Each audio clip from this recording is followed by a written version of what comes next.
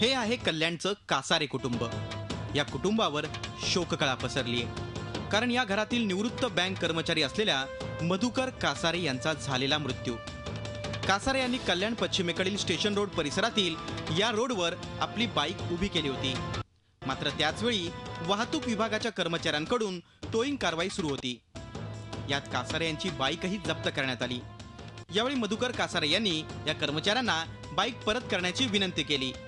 मात्र पैसे भरा आणि बाईक घेऊन जा असं या कर्मचाऱ्यांनी त्यांना सांगितलं।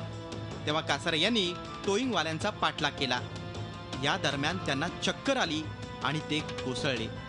त्यांना उपचारासाठी दाखल करण्यात आलं, मात्र त्यांचा मृत्यू झाल्याचं डॉक्टरांनी सांगितलं। महात्मा फुले पोलीस स्टेशनला आकस्मिक मृत्यूची नोंद करण्यात आली आहे। पोलिसांनी पुढील तपास सुरू केलाय। मात्र कासारे कुटुंबियांनी वाहतूक पोलिसांवर दमदाटी केल्याचा आरोप केलाय। या प्रकरणी पोलिसांनी मात्र हे सर्व आरोप फेटाळून लावलेत। हार्ट अटॅक आल्यानं कासारे यांना तत्काळ हॉस्पिटलमध्ये नेल्याचा दावा पोलिसांनी केलाय। कल्याणच्या मार्केट परिसरात गेल्या अनेक दिवसांपासून रस्त्याचं काम सुरू असल्यानं नवीन स्टेशन रोड परिसरात वाहनांची गर्दी वाढली आहे। त्यामुळे पार्किंगचा प्रश्न निर्माण झाल्याचा आरोप होतोय। या सगळ्या घटनेच्या पार्श्वभूमीवर विस्तारणारी शहरं, या शहरांमधील पार्किंगची समस्या, तसंच सुस्त प्रशासन आणि कामातील वेळकाढूपणा असे अनेक प्रश्न समोर आलेत। याची उत्तरं देणार कोण? विशाल वैद्य, झी मीडिया, कल्याण।